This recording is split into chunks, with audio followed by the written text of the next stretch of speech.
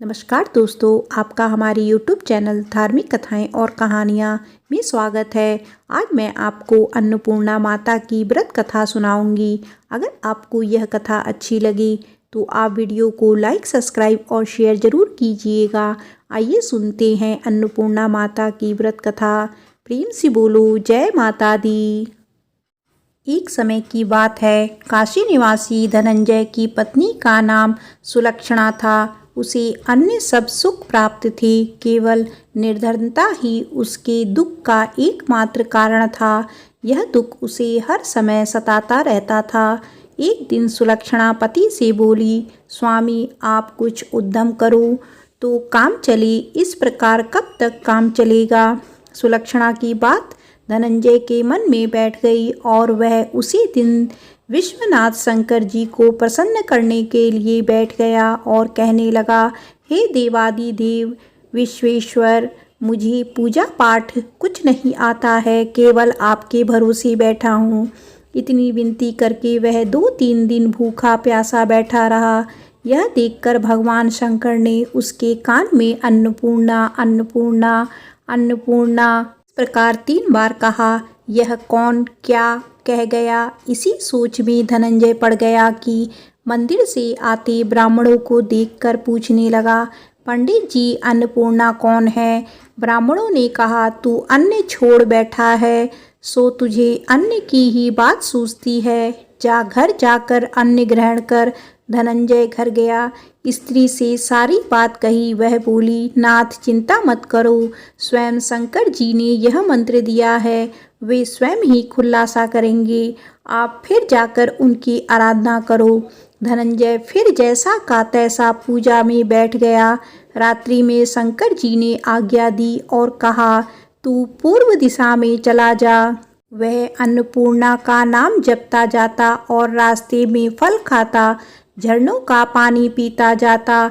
इस प्रकार कितने ही दिनों तक चलता गया। वहाँ उसे चांदी सी चमकती वन की शोभा देखने में आई, सुंदर सरोवर देखने में, या उसके किनारे कितनी ही अप्सराएं झुंड बनाए बैठी थी। एक कथा सुनती और सब मिलकर माँ अन्नपूर्णा इस प्रकार बार बार कहती थी।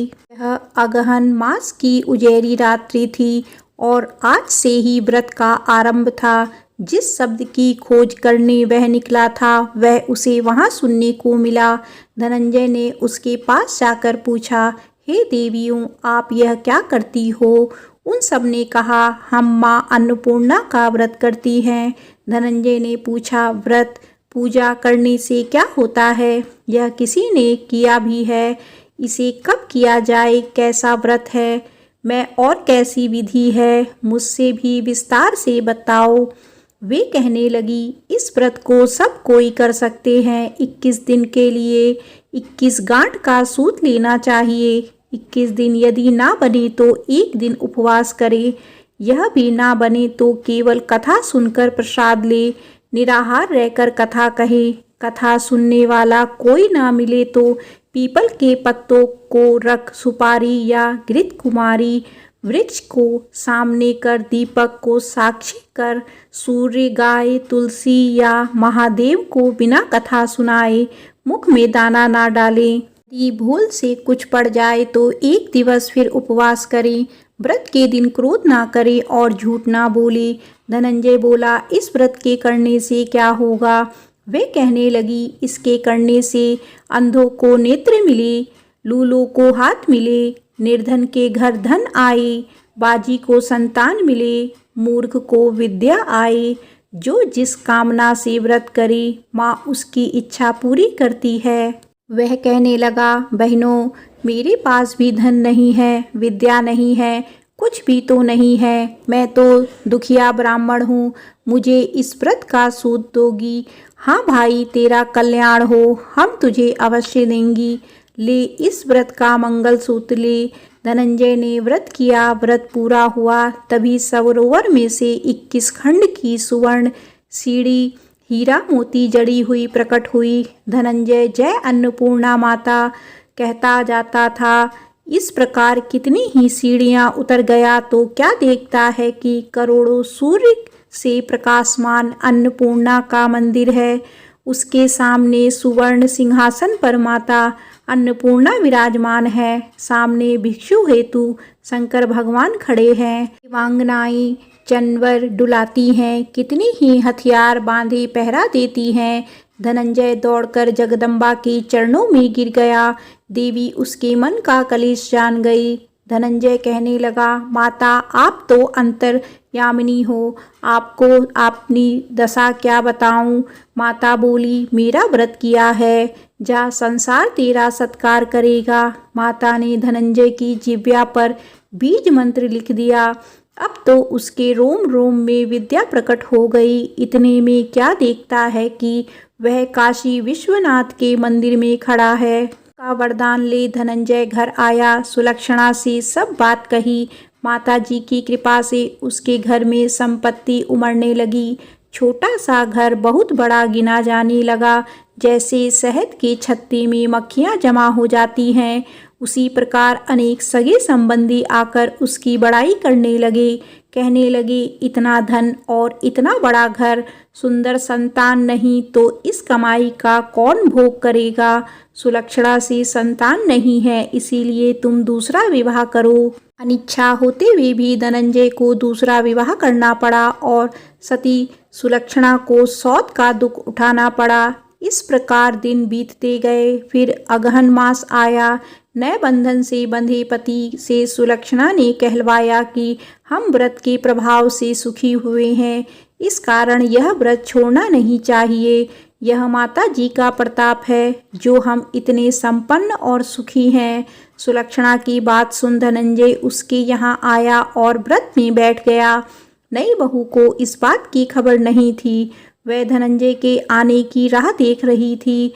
दिन बीतने गए और व्रत पूर्ण होने में 3 दिवस बाकी थे कि नई बहू को खबर पड़ी। उसके मन में ईर्ष्या की ज्वाला दधक रही थी। सुलक्षणा के घर आ पहुंची और उसने वहां भगदड़ मचा दी। धनंजय को अपने साथ ले गई।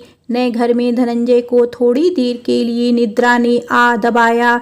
इसी समय नई बहू ने उसका व्रत का सूत तोड़कर आग में फेंक दिया। अब तो माताजी का कोप जाग गया। घर में अकस्मात आग लग गई। सब कुछ जलकर खाक हो गया। सुलक्षणा जान गई और पति को फिर अपने घर ले आई। नई बहू रूठकर पिता के घर जा बैठी। पति को परमेश्वर मानने वाली सुलक्षणा बोली, नाथ घबराना नहीं, माता जी की कृपा अलौकिक है। पुत्र कुपुत्र हो जाता है पर माता कुमाता नहीं होती।